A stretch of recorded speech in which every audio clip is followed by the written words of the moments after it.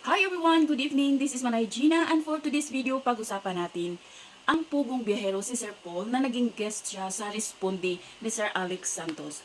At nung napanood ko siya guys, naintindihan ko kung bakit ganun kalaki ang puso at kung gaano kagigil tumulong ni Sir Paul sa mga katutubo.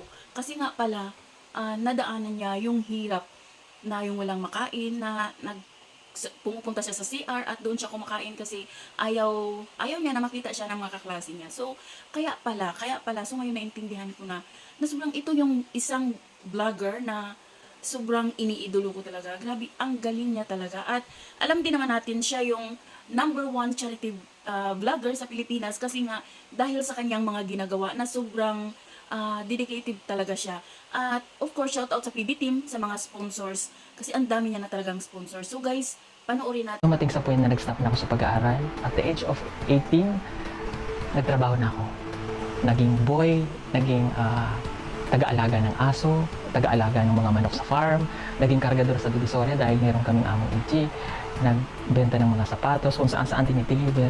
So, yun yung parang naging ano namin na laki tayo sa hirap eh. So, kung may matanggap tayong blessing, itulong natin. Kasi mas masarap talaga yung umaangat yung buhay mo na nagagamit mo yun sa pagtulong. Ang babae natin katutubong lumad.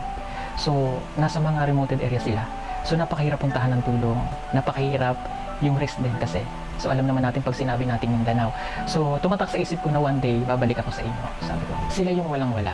Sila yung walang kakayanan na makabili ng ganito. So kaya ang naging focus namin yung mga batang katutubo na magkakaling, bigyan ng magandang edukasyon.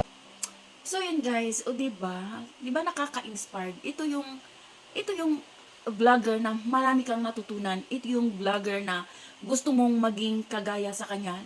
Ayan, pagdasal natin ang buong PB team na sana kung saan sila dalhin ng kanilang mga paa sa mga bundok na kanilang pinupuntahan, pagdasal natin na sana magiging maayos at sana dumami pa yung mga sponsors ng Pugong Biyahero. So yun lang guys, bye, God bless everyone!